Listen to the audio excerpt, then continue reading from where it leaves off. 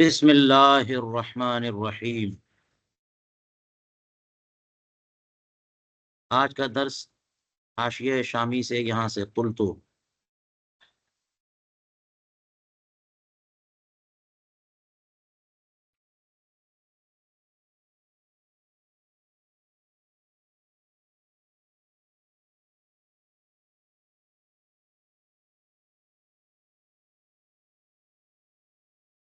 اور بات چل رہی ہے سماع کی۔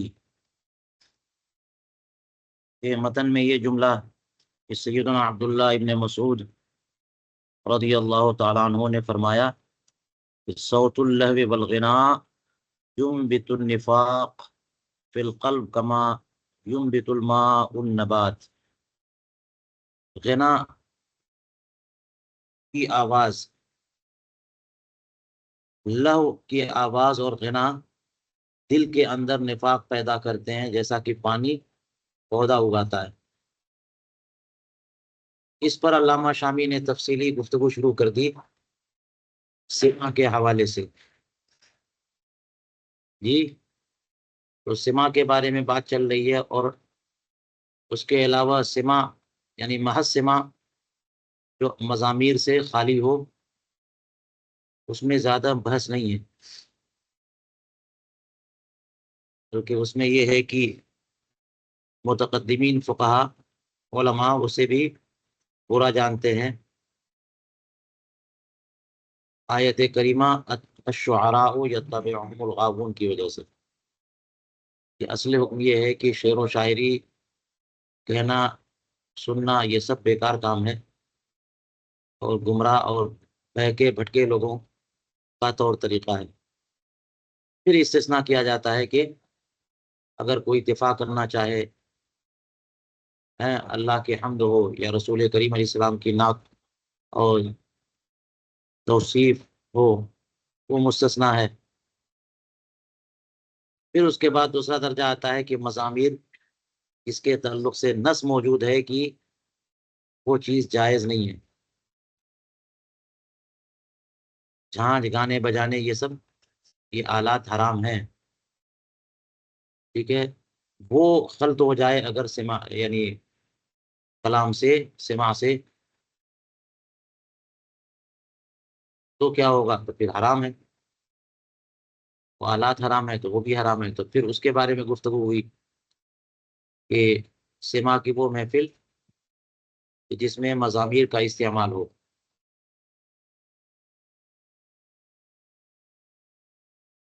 ابھی آخری بات جو آپ نے پڑھی تھی وہ یہ کہ سر سختی نے فرمایا کہ واجد کی شرط ہو جانے میں، غائب ہو جانے میں یہ ہے، یعنی فنا میں، کہ اس حد تک پہنچ جائے کہ تلوار سے اگر وار اس کے اوپر کیا جائے تو اسے احساس نہ ہو۔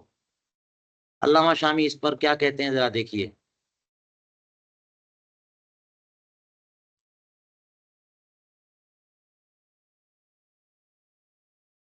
قلت وفی التاتار خانیہ عن العنول عیون المسائل سے تاتار خانیہ میں یہ ہے کہ ان کان السماع سماع القرآن والموعظۃ یجوز۔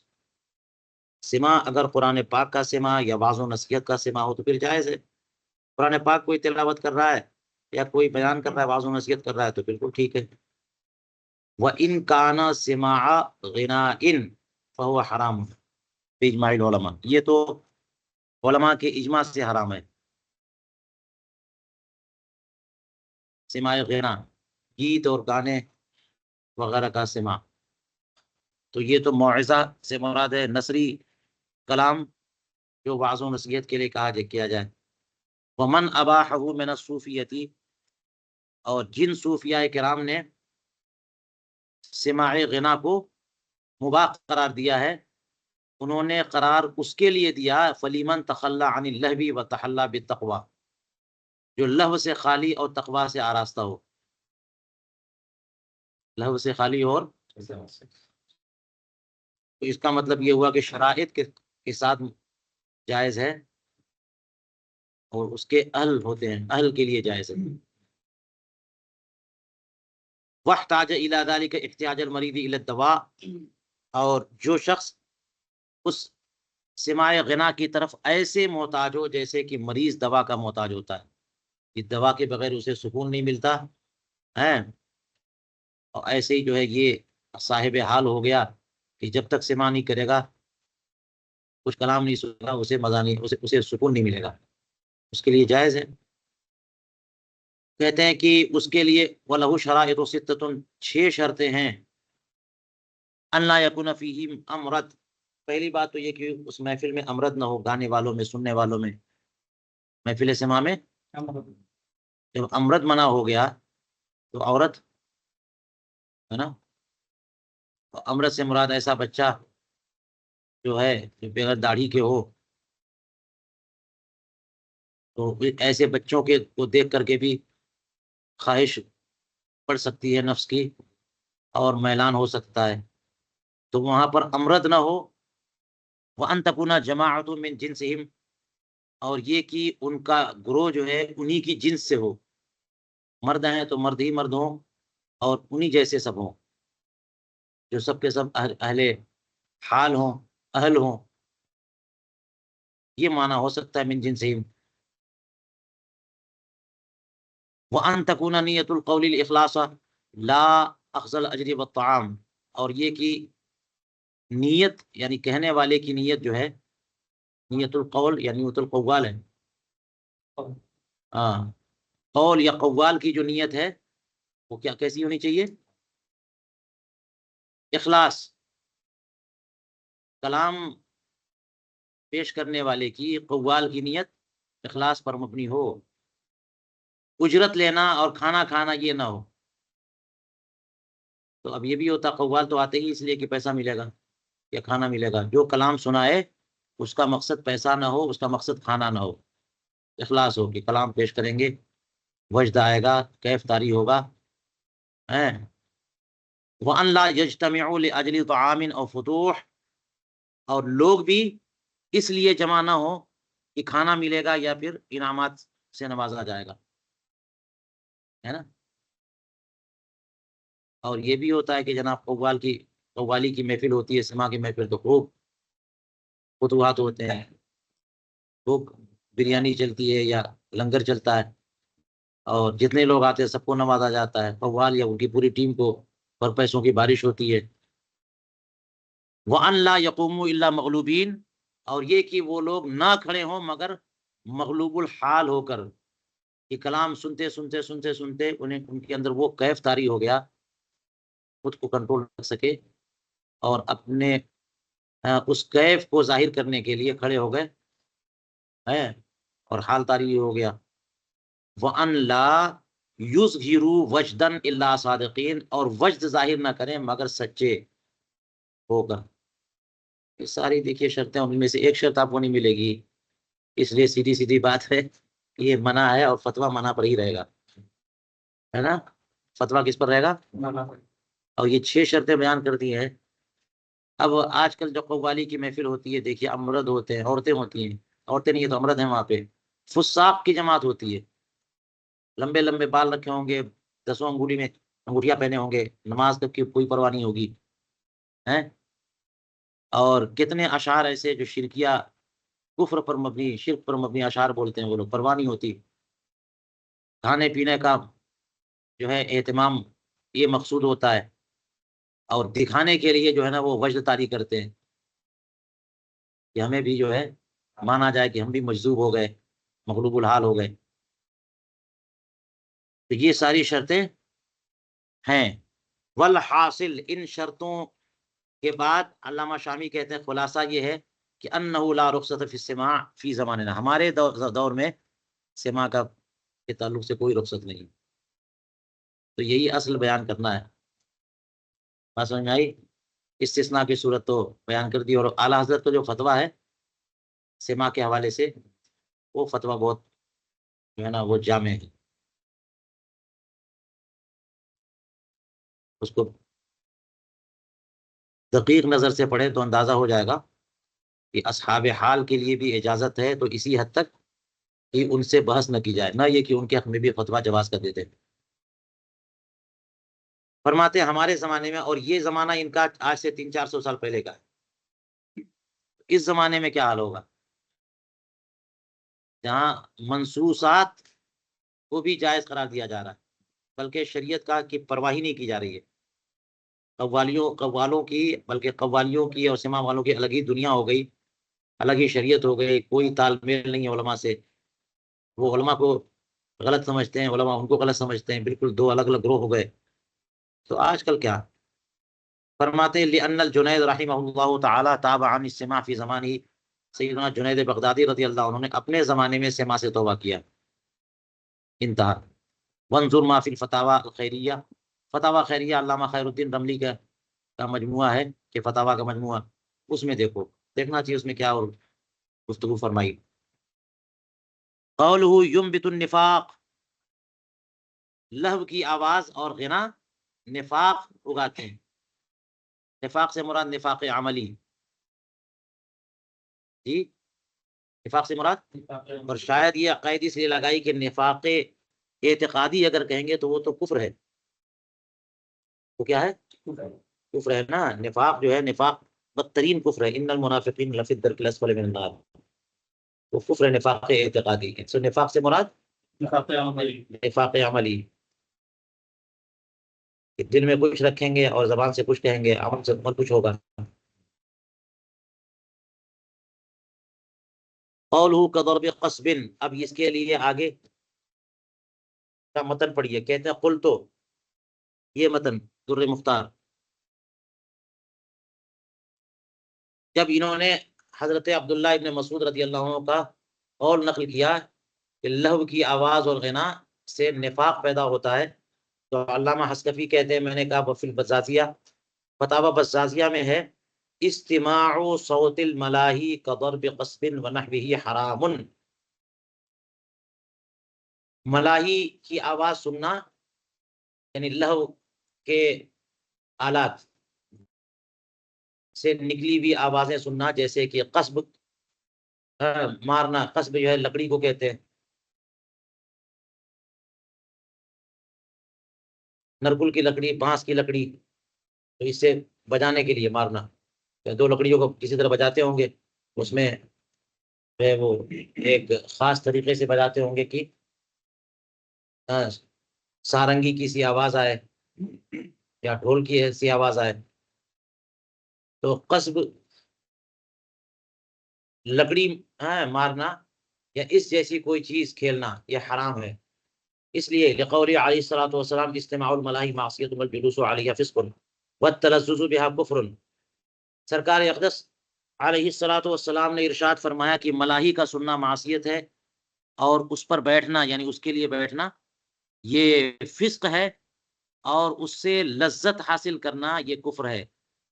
تو حدیث پاک نے کفر کہا، اور شارح کہتے ہیں اے بن نعمت، کفران نعمت ہے نا، یہ کفر تو نہیں ہو جائے گا جب تک کہ حرام چیز کو بطور استحلال نہ کرے۔ تو کفر کی ایک توضیح کیا کی ہے، کفر یعنی کفر نعمت، فصرف الجوارح الی غیر ما خلق لاجلہ کفر بالنعمت لا شکر، تو جوارح یعنی اپنے ہاتھ پاؤں ایسی چیز کی طرف پھیرنا یا ایسے کام میں استعمال کرنا جو غیر ہے اس کا جس کے لیے ہاتھ پاؤں پیدا کیے گئے، اس مقصد کے لیے پیدا کیے گئے، اس کے غیر میں ہاتھ پاؤں کا استعمال یہ نعمت کی ناشکری تو ہے، نعمت کا شکریہ تو نہیں ہے۔ ہاتھ جس کام کے لیے پیدا کیا اس میں استعمال ہی نہیں کرنا، دوسرے کام میں استعمال کر رہے، تو غیر محل میں استعمال ہوا، ناشکری ہوئی۔ فالواجب کل الواجب، واجب ان یجتنب کلا یسمع لما روی انه علیہ الصلوۃ والسلام ادخل اصبعه فی اذنه فی اذنیہ ہے یا فی اذنہ عند سماعی واشعار العرب لو فیہا ذکر الفسق تکرہ، فرماتے ہیں کہ تب تو پورے طور پر یہ واجب ہے کہ بندہ اجتناب کرے آلات اللہ سے، مزامیر سے پورے طور پر اجتناب کرے، تاکہ اس کی آواز بھی کانوں میں نہ آئے، اس لیے کہ رسول کریم علیہ الصلوۃ والسلام کے متعلق یہ روایت ہے کہ آپ نے اپنی انگلی شریف اپنے کان میں داخل کر لیا، جب اس کی آواز آئی، عند سماعی، جب کہیں گانا بجانا ہوگا تو آواز تو آئے گی، تو انگلیاں اپنے کانوں میں داخل کر لی۔ اور اشعار عرب اگر اس میں فسق کا ذکر ہے تو یہ بھی مکروہ ہے۔ عربی کے اشعار، یہ تو تغنی کی بات تھی نا، گیت گانا، اور اگر یہ تحت اللفظ اشعار پڑھے جائے اگر اس میں فسق کا ذکر ہے تو یہ بھی منع ہے، انتہا۔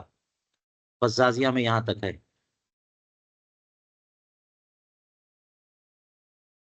او لتغلیظ الذنب، یہ عطف ہے بالنعمت پر، یعنی ملاحی کا سماع اور اس سے لذت حاصل کرنا یہ کفر ہے، یعنی نعمت کا کفر ہے، یا پھر کفر کا اطلاق کیسے کیا گیا؟ تغلیظاً کر دیا گیا، یعنی کفر نہیں ہے مگر تشدید و تغلیظ کے طور پہ سختی ظاہر کرنے کے لیے ذرا بات کو تھوڑا آگے بڑھا کر کے بول دیتا ہے آدمی، ہے نا، تاکہ سننے والوں کو روکے، وہی ہے تغلیظاً کفر کا لفظ بول دیا گیا، یا ذم کو زیادہ بڑا دکھانے کے لیے، کما فی الاختیار، جیسا کہ الاختیار لتعلیل المختار میں یہ لکھا ہے۔ او للاستحلال، یا کفر کا اطلاق استحلال کے لیے، پھر یہ حقیقی استحلال ہو گیا، مجازی نہیں ہوا ہے، حقیقی استعمال ہو گیا کہ حرام چیزوں کو حلال کوئی جانے گا تو یہ کفر تو ہے، کما فی النہایا۔ فائدہ، اب آخر میں کہہ رہے ہیں علامہ حسکفی، ومن ذلك ضرب النوبة للتفاخر، اسی قبیل سے ہے نوبت بجانا، بھائی ڈھول کی طرح کچھ ہوتا ہے، نوبت بجانا اظہار فخر مباحات کے لیے، کہ ہم لوگ بڑے لوگ ہیں، ہمارے یہاں جو بھی کام ہوتا ہے تو ہم طبلہ اور نوبت اور نقارے بجاتے ہیں، پوری شان و شوکت کے ساتھ ہم چلتے ہیں، تو نوبت بجانا تفاخر کے لیے، فلو للتنبیہ، یعنی تفاخر کے لیے بجائیں گے تو حرام ہے یہ، ٹھیک۔ اس میں مزامیر کی بات نہیں ہے جو خاص انداز میں نکلے کہ اس سے جھانچ کی آواز وہ نکلے جس سے کہ ہیجانی کیفیت نفس کے اندر پیدا ہو، بلکہ یہ بس موٹی موٹی آواز نکل رہی ہے، تو تفاخر کے لیے نکلے تو حرام۔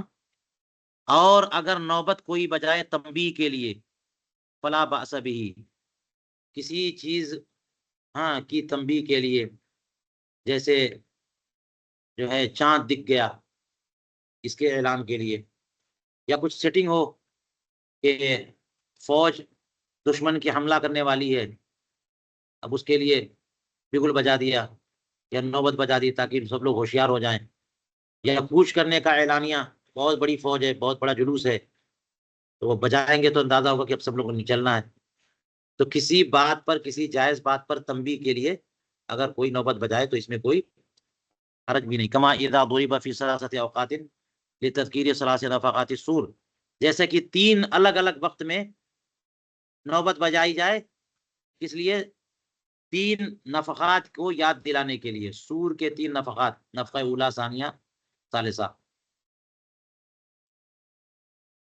سورہ اسرافیل، ٹھیک،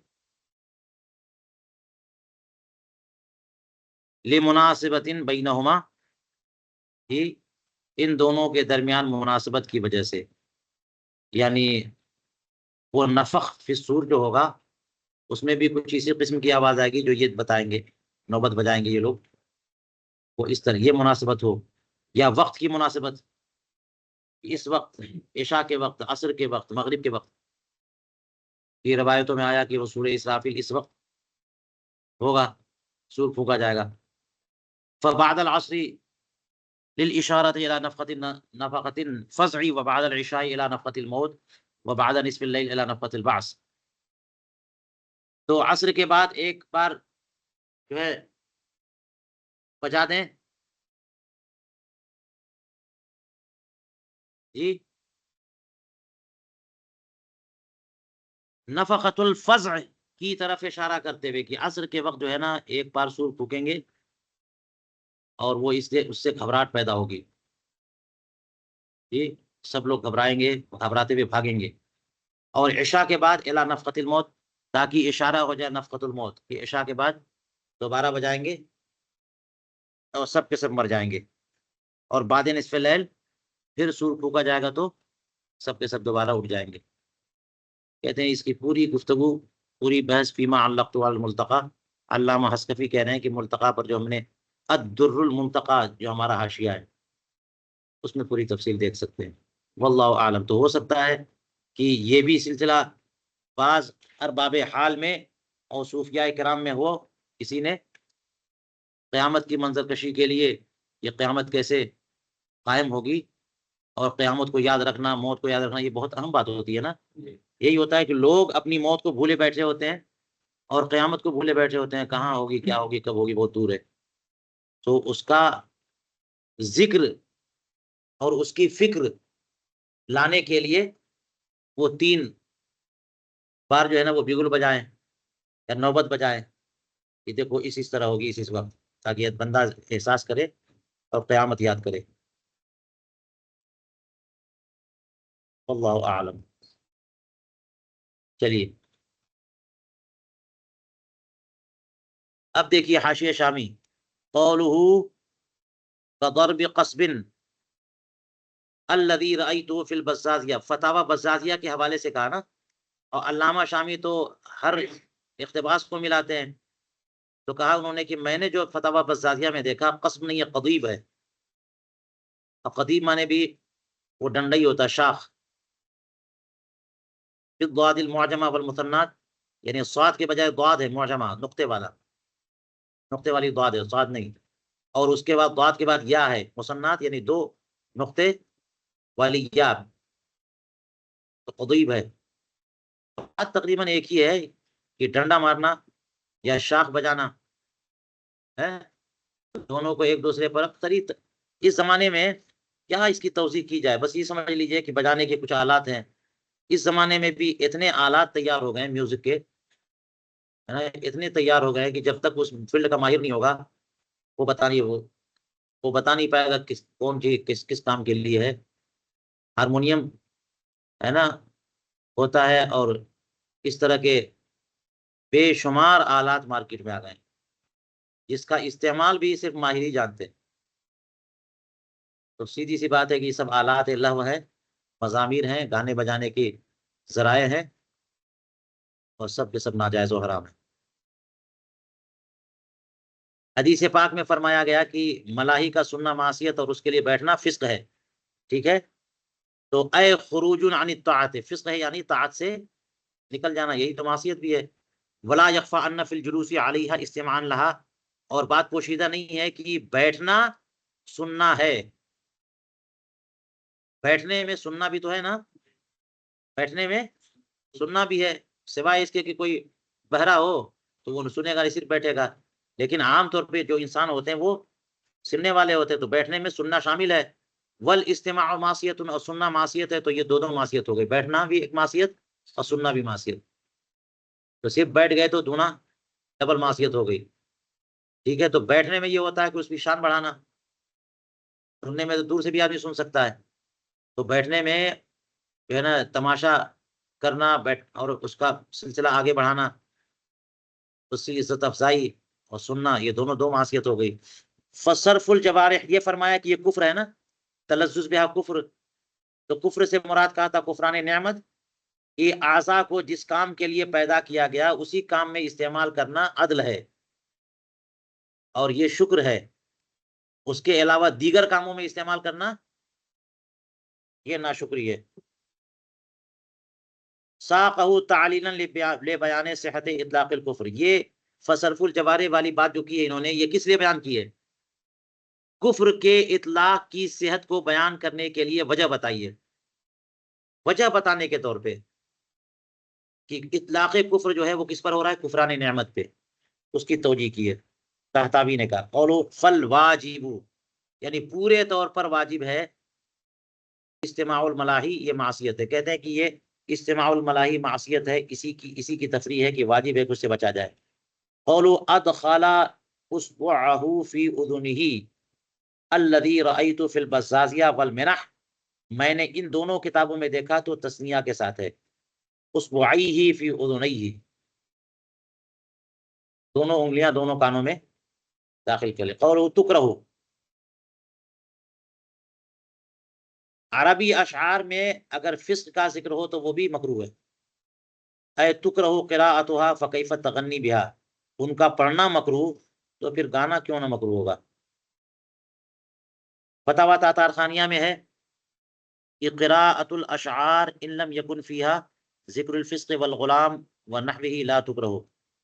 اشعار عرب یعنی اشعار کا پڑھنا اگر اس میں فسق کا ذکر نہ ہو اور غلام یعنی لڑکوں کا ذکر نہ ہو، وہی امرت یا اس طرح کی چیزوں کا ذکر نہ ہو تو پھر مکروہ نہیں ہے. یہ بات تو ہو ہی گئی ہے کہ اشعار میں اگر فسق کا ذکر ہے تو مکروہ ہے اور سادہ ہے تو کوئی حرج نہیں ہے. فتاوی ظہیریہ میں ہے کہ قیلا، یہ قیلا ہونا چاہیے، معنی الکراہت فی الشعر ان یشغل الانسان عن الذکر والقراءۃ والا فلا باس به. اشعار میں کراہیت اور ناپسندیدگی کا معنی اور مفہوم یہ ہے کہ انسان ذکر و فکر سے لاپرواہ ہو جائے اور قرات سے لاپرواہ ہو جائے، یعنی ذکر الہی سے اور قرات قرآن سے. آدمی کو سماع یا قرات جو کرنا ہے وہ اللہ تعالیٰ کا ذکر و اذکار ذکر کرنا ہے اور قرآن کریم کی تلاوت، یہ سب آپ کا کام ہے. تو اس طرح سے اگر کوئی سماع کی محفل سنے گا، اشعار سنے گا کہ ذکر الہی سے لاپرواہ ہو جائے، قرات قرآن سے لاپرواہ ہو جائے، یہ مفہوم ہے. ورنہ اگر تلاوت کی اہمیت معلوم ہو اور اس میں بھی شغل رکھتا ہو اور تسبیحات و تحلیلات سے بھی شغل اور وظائف رکھتا ہو تو پھر کوئی حرج نہیں اشعار پڑھنے میں. وَإِلَّا فَلَا بَأْسَ بِهِ. جی دیکھ لیجئے اعلیٰ حضرت نے کتنے اشعار کہے، پورا دیوان ان کا موجود ہے، ہر بات پر ان کا شعر پیش کیا جاتا ہے نا. حمد میں جو حضور کریم علیہ الصلوۃ والسلام کی تعریف و توصیف میں، اور بہت ساری منقبتیں انہوں نے پیش کی، قصائد پیش کیے، لیکن پوری زندگی ذکر و شکر میں رہے، ہے نا. قرآن کی تعلیم، حدیث کی تعلیم، فتویٰ نویسی اس میں رہے. وہ شاعری نے ان کو ذکر اور قرات سے روکا نہیں.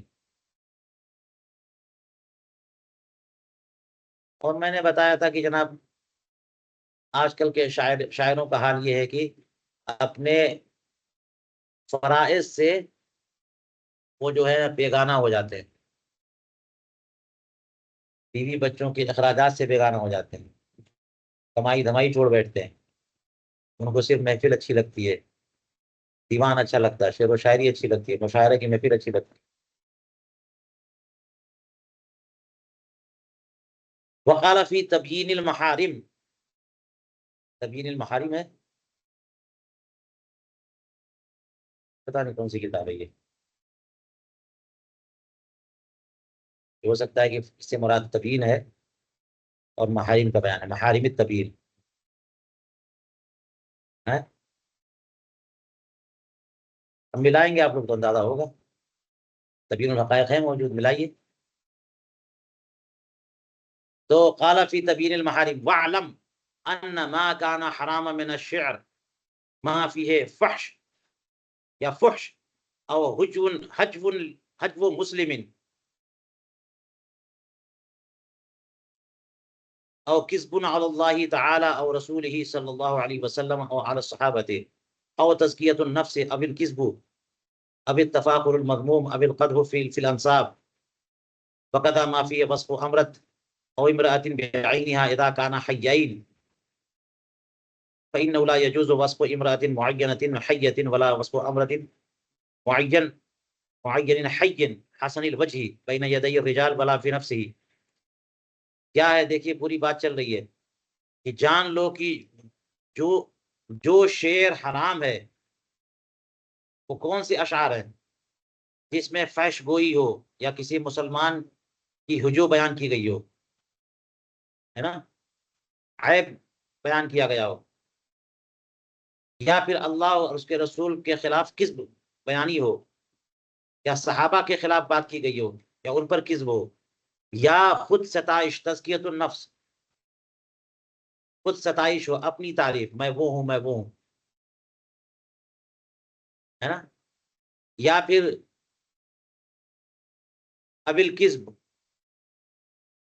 پہلے بھی کذب بیان کر چکے ہیں، لیکن وہ اللہ اور رسول پر کذب ہے یا صحابہ پر کذب ہے، یہ مطلقاً کذب ہے، جھوٹ باتیں اس میں بیان کی گئی ہو، یا پھر تفاخر مذموم ہے، فخر و مباحات، یعنی فخر و مباحات کی بعض صورتیں جائز بھی ہے، جیسے حالت جنگ میں، ہے نا، اپنی خوبیاں، اپنی طاقت، اپنی عظمتوں کا گن گانا بیان کرنا تاکہ روب طاری ہو سکے، لیکن وہ تفاخر جو مذموم ہے بلا وجہ میں، بھائی اپنے آپ، وہی تزکیۃ النفس کے قبیل سے ہے، تو یہ سب چیزیں موجود ہو اگر اشعار میں تو یہ سب حرام ہے۔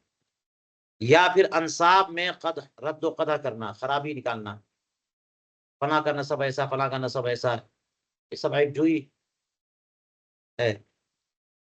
یوں ہی وہ اشعار بھی حرام ہے جس میں امرد یا عورت کی تعریف و توصیف، ان کے حسن و جمال کی تعریف و توصیف کی گئی ہو، ان کے رخسار ایسے ہیں، ان کے ہونٹ ایسے، ان کی آنکھیں ایسی ہیں، ان کا رخ اور ان کا قد، ٹھیک، امرد یا امراۃ بعینہا، یعنی متعین عورت کے معاملے میں پہلے بتایا تھا کہ ایک تو یہ کہ زندہ ہو اور متعین ہو، ہے نا، ورنہ یوں ہی صرف حسن کی تعریف کرنے سے وہ بات نہیں ہوتی، کسی معین عورت کی تعریف و توصیف کرنا جبکہ یہ دونوں زندہ ہوں، یعنی امرد یا عورت زندہ ہوں۔ فإنه لا يجوز وصف امرأة معینة حیہ، اس لیے کہ معین خاتون جو زندہ ہوں ان کی تعریف و توصیف، ان کے حسن و جمال کا تذکرہ کلام میں، اشعار میں کرنا یہ جائز نہیں ہے، نہ ہی امرد معین حی، جو معین اور زندہ امرد ہو اس کی تعریف و توصیف جو حسن الوجہ ہو، ہے نا، خوبرو ہے، ٹھیک ہے، اس کی تعریف و توصیف کہاں کرنا؟ مردوں کے درمیان، ولا فی نفسی، نہ تنہائی میں، خود دل میں، یہ سب جائز نہیں ہے۔ رہی بات یہ کہ ایسی عورت کی تعریف و توصیف جو مردار ہو، ہے، مر گئی، یا پھر یہ کہ زندہ ہو یا مردہ کوئی بھی ہو لیکن معین نہیں ہے، غیر معین، تو بھی حرج نہیں ہے، فلا باس۔ وقت الحکم فی الامرد، یہی معاملہ جو ہے نا امرد کا ہے کہ اس کی تعریف و توصیف لیکن معین نہیں یا مردار۔ یوں ہی کہتے ہیں کہ وہ کلام بھی حرام ہے، جائز نہیں ہے جس میں شراب کی تعریف و توصیف کی گئی ہو، اس کے اوصاف بیان کیے گئے ہوں جو مہیج ہوں الیہا، یعنی شراب کی طرف لے جانے والے، بھڑکانے والے اوصاف، شراب ایسی ہوتی ہے، شراب ایسی ہوتی ہے۔ والدیریات والحانات والہجا، اسی طرح سے دیر اور صنم اور بت قدوں کی تعریف و توصیف ہو، یا میکدوں کی، شراب خانوں کی تعریف و توصیف ہو، یا ہجا، عیب جوئی یا خرابیاں بیان کرنا اس میں، ولو لذمین، اگرچہ ہجا کس کا ہو؟ ذمی کا ہو، یہ سب ممنوعات ہیں۔ قذافی ابن الحمام والزیلی فتاوی جو ہے علامہ کمال الدین ابن حمام، یعنی فتح القدیر میں بھی ایسا ہی ہے اور تبیین میں بھی ایسا ہی ہے۔ وَأَمَّا وَصْفُ الْخُدُودِ وَالْأَصْدَاغِ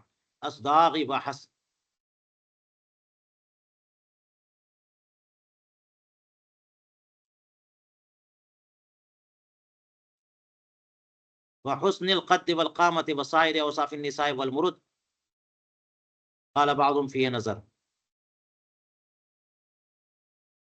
رہا یہ کہ حدود رخسار کو کہتے ہیں، اصداق کرپٹی کو، اوپر سے حصہ ہے نا، اصداق، تو رخ اور رخسار کا تذکرہ کرنا اور حسن قد و قامت کا تذکرہ کرنا اور عورتوں اور امردوں کے دیگر اوصاف بیان کرنا، یعنی جب کہ یہ زندہ نہ ہو یا پھر معین نہ ہو، غیر معین، تو اب یہ جائز ہے یا ناجائز ہے؟ بعض لوگ کہتے ہیں کہ یہ بھی محل نظر ہے۔ وقال فی المعارف، اور معارف میں فرمایا، لا یلیق باہل الدیانات، کہ دینداروں کے شایان شان نہیں ہے کہ ان سب چیزوں کی تعریف و توصیف کریں۔ وینبغی الا یجوز انشاد عند من غلب علیہ الہوى والشہوة لانه یہیجہ یا یہیجہ علی اجالۃ فکری فی من لا یحل وما كان سببا لمحظور فهو محظور۔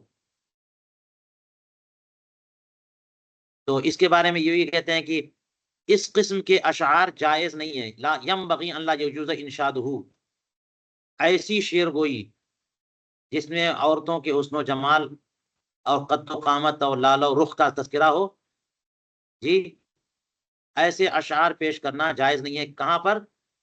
ایسے لوگوں کے سامنے جن پر ہوا و ہوس و شہوت نفسانی کا غلبہ ہو، کیونکہ یہ تو اسے بھڑکا دے گا کس طرف؟ اجالت فکر، کہ وہ اپنی فکر کو گردش میں لائے، ایسی چیزوں میں ڈالے جو حلال نہ ہو. اب اس کی فکر جو ہے نا محرمات میں جائے، ہے نا. اور کہتے ہیں کہ یہ تو سبب ہوا نا، اور جو محظور کا سبب ہو وہ خود بھی محظور ہے، جو حرام کا مودی ہو وہ خود بھی حرام ہے. اقول، یہ کہتے ہیں میں کہتا ہوں وقدمنا ان انشاد للاستشهاد لا يضر، چونکہ انشاد یعنی شعر گوئی ایسے لوگوں کے سامنے جو نااہل ہوں یہ ناجائز ہے. تو کہتے ہیں کہ اس سے سمجھ میں آیا کہ اگر استشہاد کے لیے ایسے شعر پیش کیے گئے تو اس میں کوئی حرج نہیں ہے. یعنی عربی کلام میں استشہاد کے لیے کہ دیکھو یہ لفظ اس معنی میں استعمال ہوتا ہے، یہ استعارہ، ہاں یہ مجاز ہے، یہ مختلف صنعتیں ہیں، عربی الفاظ کا صحیح استعمال بتانا ہو. فمثلہ فیما یظہر انشادہ او عملہ لتشبیہات بلیغۃ و استعارات بدیعۃ، اور اسی جیسے وہ بھی یہی حکم ہوگا اس صورت میں بھی کہ جو اپنا شعر یعنی فیما یظہر جو ظاہر ہوتا ہے کہ وہی اشعار کہنا یا وہ شعر بنانا، انشاد و عمل، شعر گوئی، شعر پڑھنا یا شعر گوئی کرنا، شعر بنانا، کس لیے؟ تشبیہات بلیغہ کے لیے یا استعارات بدیعہ کے لیے. بلیغ تشبیہات تیار کرنا یا بدیع قسم کے انوکھے نادر استعارات بیان کرنے کے لیے شعر تیار کرتے ہیں، اس سے وضاحت کرتے ہیں کہ یہ استعارہ، یہ تشبیہ. چلیے، کفر کا اطلاق حدیث پاک میں ہوا تھا، ہے نا، ملاحی کی آواز سننے پر. تو ایک توجیہ تو وہ کر دیا تھا کفران نعمت، اور ایک توجیہ کیا ہے؟ تغلیظ الذم، عطف علی قولی ای بالنعمتی، یہ بتا چکا. یعنی انما اطلق علیہ لفظ الکفر تغلیظا، ملاحی سننے پر لفظ کفر کا جو اطلاق ہوا وہ حقیقت پر مبنی نہیں ہے بلکہ تشدیداً و تغلیظاً ایسا کیا گیا کہ جو مجرم لوگ ہوتے ہیں ان کو ان کا جرم بڑا کر کے دکھانا، چھوٹا کر کے دکھانے سے وہ اور زیادہ اس پہ جو ہے نا بڑھتے ہیں، سرکشی میں اور بڑھتے ہیں، اس لیے اس کو بڑا کر کے بتانا. انتہا یہ حلبی میں. قولوا ومن ذالک، یعنی انہی ملاحی میں سے قولوا ثلاث نفقات، یعنی وہی نوبت بجانا، باجے بجانا، بھوپو بجانا. ثلاث نفقات السور، 3 نفقات. ہی طریقۃ لبعضهم، یہ بعض لوگوں کا طریقہ ہے.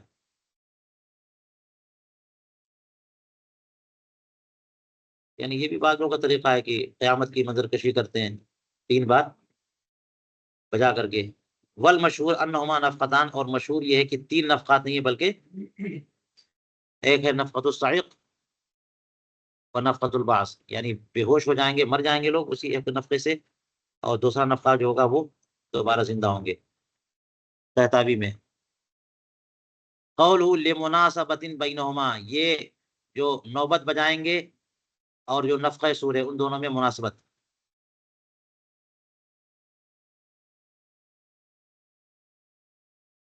بین النفقات والضرب، کون سی مناسبت؟ نفقات جو سور کے نفقات ہیں اور یہ لوگ جو ضرب کریں گے، نوبت بجائیں گے، ان میں تناسب کی وجہ سے. اور کہتے ہیں والضرب فی الثلاثۃ، کیا ہے؟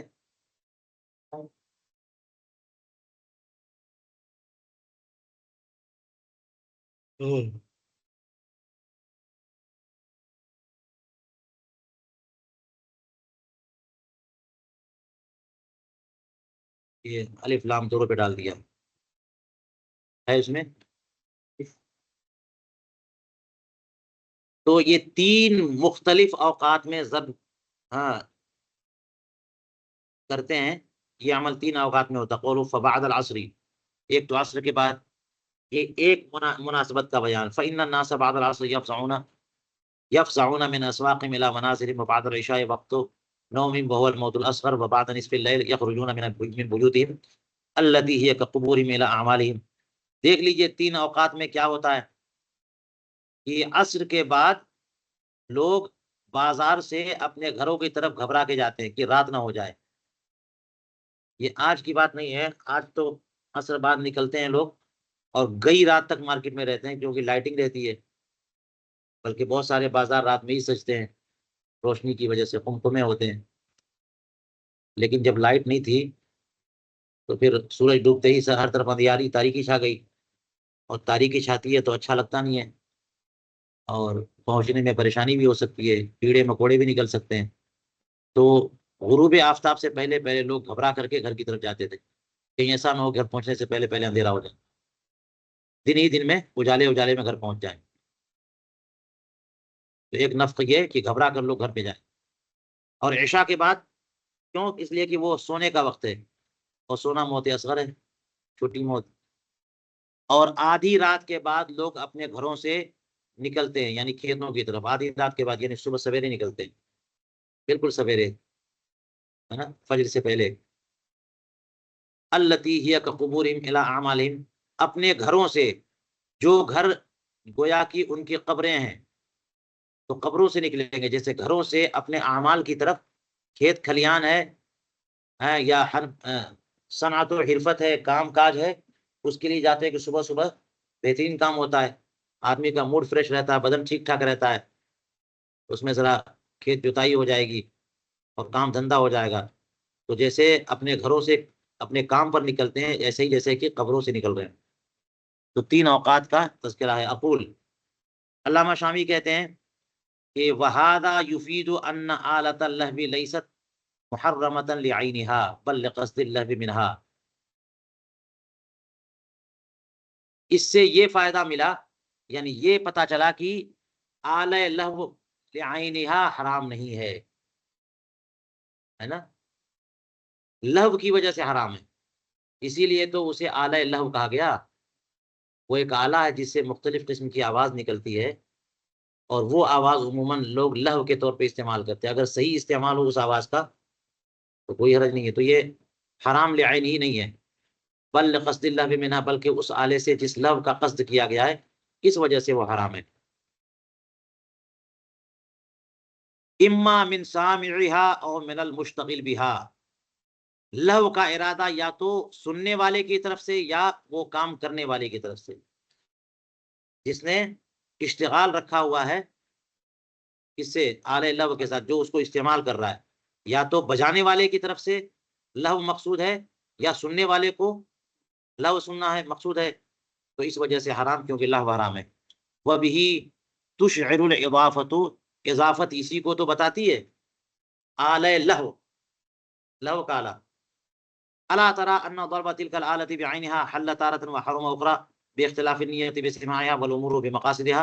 نہیں دیکھتے کہ اسی آلے کو کی ضرب جو ہے بعینہا، اسی آلے کی ضرب کبھی حلال ہے کبھی حرام ہے، نیت اختلاف، جیسی جیسی نیت ویسی ویسے حکم بدلے گا. نیت اچھی تو ٹھیک ہے اور نیت بری تو منع ہے. نیت کس سے؟ بسماعها، جو آواز نکل رہی ہے اس کے سننے سے مقصود کیا ہے آپ کا، اسی کے مطابق حکم لگے گا. اور امور تو اپنے مقاصد کے ساتھ مرتبط ہوتے ہیں، مقصد صحیح ہے تو حکم صحیح ہے، اور مقصد غلط ہے تو حکم بھی منع. وفیہ دلیل لساداتنا الصوفیہ الذین یقصدون امورا هم اعلم بهم فلا یبادر المعترض بالانکار حتی لا یحرم برکتهم. یہ وہی بات ہے جو اعلیٰ حضرت نے فتاوی رضویہ کے اینڈ میں، اس فتوے میں آخر میں بیان فرمائی کہ وہ جو شرطیں پائی گئی ہیں، شرطیں ہیں ارباب حال کے لیے، سماع قوالی وغیرہ میں، وہ شرطیں پائی جائیں اور بندہ اہل ہو، صاحب حال ہو، تو اس کا حکم الگ ہو جائے گا. تو اس میں بھی جو فرمایا تھا کہ حکم الگ ہونے کا مطلب یہ نہیں کہ ان کے لیے جائز کا قول کریں گے، بلکہ ان سے چھیڑخانی نہیں کریں گے، ہے نا، نہیں یعنی منکر کا معاملہ نہیں کریں گے، ان کو بھگائیں گے نہیں، ان کو فاسق نہیں کہیں گے، فاجر نہیں کہیں گے. تو وہی کہتے ہیں کہ جب یہ معلوم ہو گیا کہ آلہ لہو حرام لعینہا نہیں ہے بلکہ غلط استعمال کی وجہ سے حرام ہے، وہ صحیح استعمال ہو تو جائز ہے، تو اس میں تو دلیل ہو گئی ہمارے سادات صوفیاء کرام کے لیے، جو اس قسم کے آلات کا استعمال محفل سماع میں کرتے ہیں یا جہاں ہوتا ہے، وہ ایسے امور کا ارادہ رکھتے ہیں کہ وہ زیادہ بہتر جانتے ہیں کہ وہ امور جو ہے، جو ان کے دل میں ہے، کس لیے وہ کر رہے ہیں، کیا نیت ہے، کیا مقصود ہے، وہ زیادہ بہتر جانتے ہیں، ہمیں نہیں پتا ہے۔ فلا یبادر المعترض بالانکار، تو کوئی اعتراض کرنے والا ان پر انکار نہ کرے اور انکار پر سبقت نہ کرے، کہ لا یحرم برکتم، تاکہ ان کے برکات اور فیوز و برکات سے محروم نہ ہو جائے، اس لیے کہ فإنهم السادة الأخيار أمدنا الله تعالى بإمداداتهم وأعاد علينا من صالح دعواتهم وبركاتهم، وہ ہمارے سردار ہیں، وہ پسندیدہ اور چنے ہوئے لوگوں میں ہیں۔ اللہ تبارک و تعالیٰ ان کی امداد سے ہماری بھی مدد فرمائے، اور ان کی نیک دعوتیں، نیک دعائیں ہمیں دوبارہ عطا فرمائے، ان کی برکتوں کا سلسلہ بھی ہمیں عطا فرمائے۔ اور وہ آخر میں کہا علامہ حسکفی نے کہ اس کی پوری بحث ہمارے حاشیہ ملتقى پہ ہے، حیث قال بعد عزوہ ما مرہ الى الملاعب للامام البزدوی، کہ جو کچھ گفتگو انہوں نے کی ہے الدر المنتقى میں، شرح ملتقى، اس میں انہوں نے اپنی پوری گفتگو کو منسوب کیا ہے امام بزدوی کی کوئی کتاب ہے ملاعب،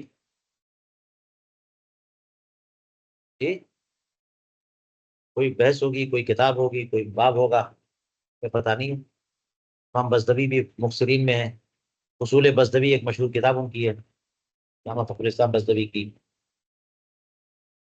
بہت کتابیں۔ تو ملاعب بزدوی کی طرف، یعنی جو کچھ بھی گفتگو گزری وہ سب کو منسوب کدھر کیا، اس کتاب کی طرف۔ اور اس کے بعد فرمایا وَيَنبَغِي أَن يَكُونَ بُوقُ الْحَمَّامِ يَجُوزُ كَضَرْبِ النَّوْبَةِ، کہ حمام کا بگل جو بجتا ہے وہ بھی ایسے ہی جائز ہونا چاہیے جیسے کہ نوبت بجانے کی طرف، کہ نوبت بجانا اگر کسی مقصد کے لیے ہو تو جائز ہے۔ تو حمام کھول دیا گیا لوگوں کے لیے، اس لیے کوئی اگر اس کے لیے کوئی گھنٹہ ونٹا ہو، گھنٹہ بجا دیا گیا کہ چلو سب لوگ جاؤ، جیسے کھانے کی گھنٹی بجتی ہے یا اسکول مدرسے کی گھنٹی بجتی ہے، اعلان مقصود ہو، اس میں کوئی حرج نہیں۔ وعن الحسن، امام حسن بصری سے لا بأس بالدف فی العرس لیشتہر، شادی میں دف بجانا تاکہ شادی کا اعلان ہو جائے، شہرت ہو جائے، اس میں بھی کوئی حرج نہیں ہے۔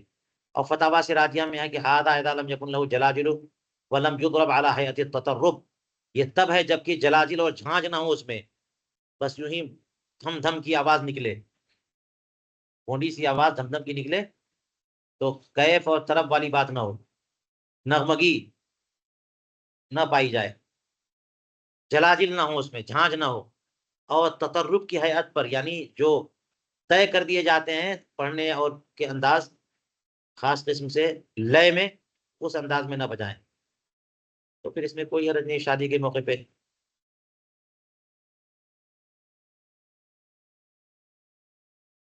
اقول، فرماتے ہیں وَيَنبَغِي أَن يَكُونَ طَبْلُ مُسَحِّرٍ فِي رَمَضَانَ لِإِيقَاظِ النَّائِمِينَ لِلسُّحُورِ كَبُوقِ الْحَمَّامِ،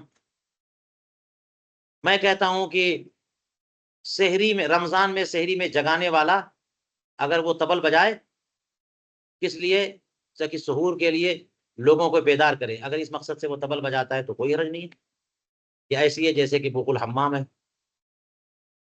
نا، حمام کے لیے بوق بجانا، تأمل۔ چلیے یہ بات مکمل ہوئی۔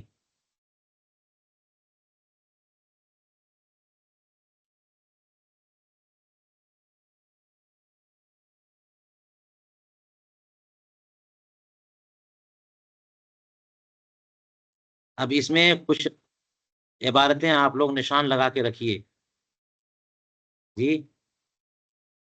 ایک یہ ہے کہ اعلی اللہ حرام لعینہ ہی نہیں ہے، فتاوی رضویہ میں بھی آلات نے ایک جگہ لکھا ہے نا، بلکہ غلط استعمال کی وجہ سے حرام ہے وہ۔ اور یہ پھر کہا کہ یہ دلیل لسادات الصوفیہ فلا یبادل المعترض بالانکار کہ لا یحرم برکتہم، یہ جو لوگ اہل ہیں وہ اگر سماع کی محفل میں کا اہتمام کریں، بلکہ مزامیر کے ساتھ بھی کریں، تو ان سے اجتناب کیا جائے، سے چھیڑخانی نہ کی جائے، مگر یہ مطلب نہیں ہے کہ یہ حلال ہے یا جواز کا فتویٰ دے دیا جائے، اس کے لیے عبارت استعمال کر سکتے ہیں۔ اور اس کے علاوہ اوپر جی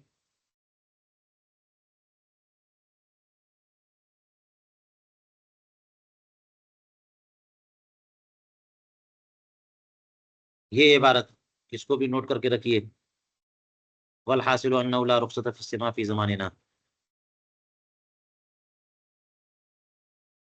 ہم؟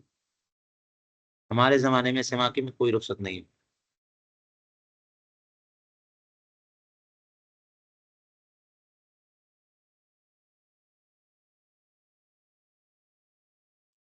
یہ دیکھ لیجئے تاتار خانیہ میں جائے، وَإِنْ كَانَ سِمَاعُ غِنَاءٍ فَهُوَ حَرَامٌ بِإِجْمَاعِ الْعُلَمَاء، اور جنہوں نے مباح قرار دیا ہے وہ فَلِمَنْ تَخَلَّى عَنِ اللَّهْوِ وَتَحَلَّى بِالتَّقْوَىٰ، اور 6 شرطوں کا بیان۔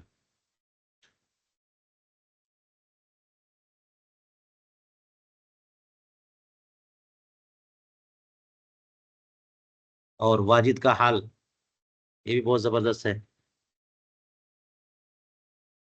اور اگر کوئی یہ کہے کہ جناب غیبت اور چغلی میں لگے رہیں گے آپ، اس سے بہتر ہے کہ سماع کی محفل سنیے، اس کے بارے میں یہ بات کہی کہ سماع کی ایک ذلت جو ہے اتنے سال غیبت سے بدتر ہے۔